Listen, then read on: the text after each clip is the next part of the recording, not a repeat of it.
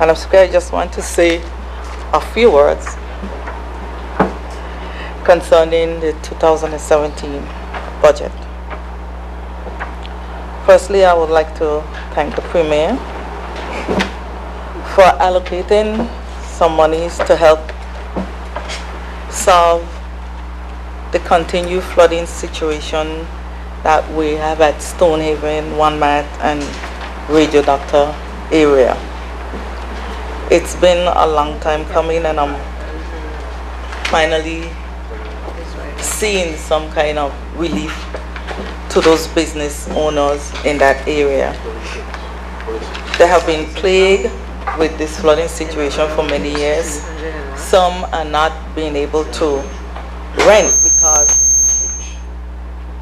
because of this problem. So hopefully this year, Madam Speaker, we will be able to remedy that situation.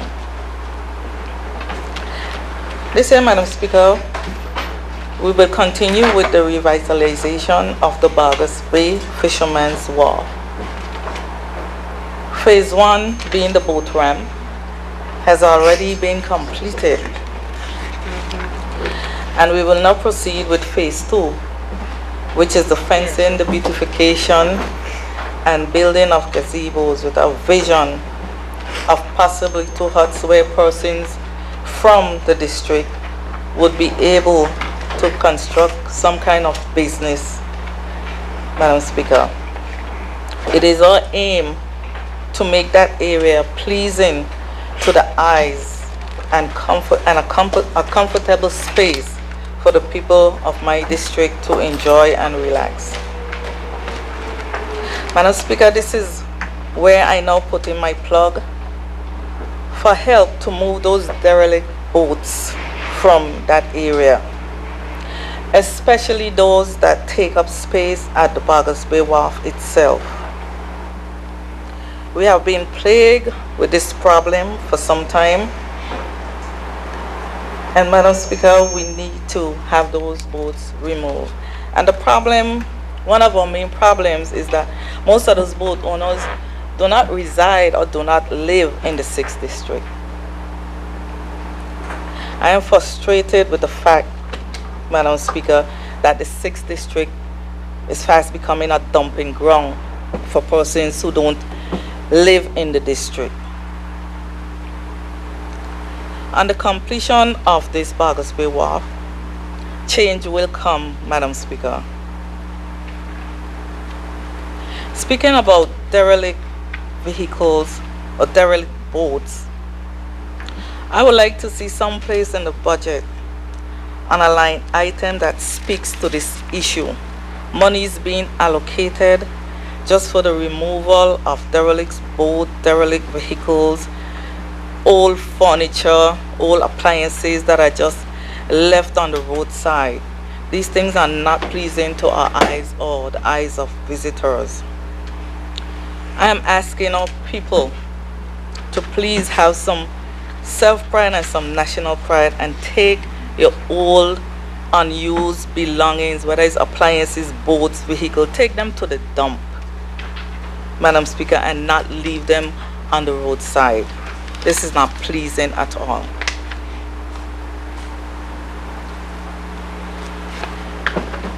Madam Speaker, under the Ministry of Communication and Works, our district budget under civil works have been cut from 200,000 to 100,000. This I am having a problem with, Madam Speaker, and hoping we can get this change back in committee stage. Madam Speaker, this is the money that is allocated for us to do a little help persons in the district with a road that they may not be able to get to their houses, on a wall, or to do what we call the bush cutting exercise. And I'm turning in my head, Madam Speaker, to figure out how will I manage with $100,000 to do all of these things that are lined up to do this year. So again, I'm hoping that when we go into committee stage, the Premier will find some way to put this $100,000 back so we could we will be able to help our people more effectively in our districts. Madam Speaker, moving to education very quickly. Under the Student Assistant Grant, that grant has been slowly dwindling away over the years. It now sits at $200,000. Madam Speaker, this is a far cry from where that grant used to be 5, 6, 10 years ago. I think at one time it was up to $1 million. This is a grant that students would apply to when they go to school. If the scholarship money is not enough, especially if you're not living on campus and you have to pay house rent, and some parents really don't have it to give, so they will apply to this grant to help them to see their way forward, home away from home. And I'm shocked to the level where it has gone from where it used to be, because I am big on education, Madam Speaker, and we are to help our kids as much as we can when they go away to college. It's not easy. So I'm hoping that some money could be shifted someplace to top up this grant a bit, so we'll be more able to help our students away.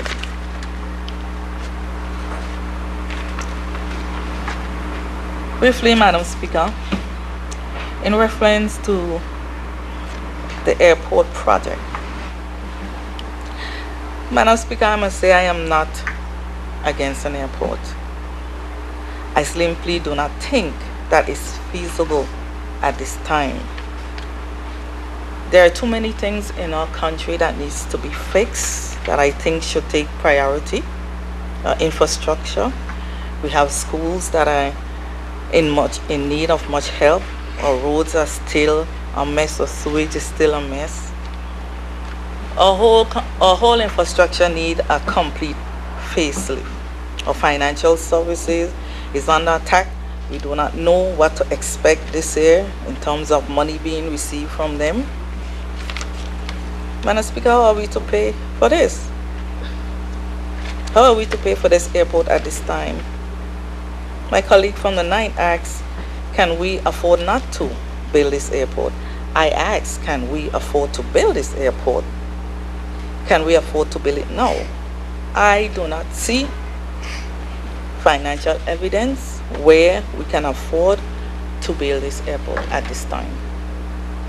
And I repeat, I am not saying that we don't need an airport, but is this the time for us to venture into such a great financial constraint that will probably hold us hostage for a number of years, Madam Speaker?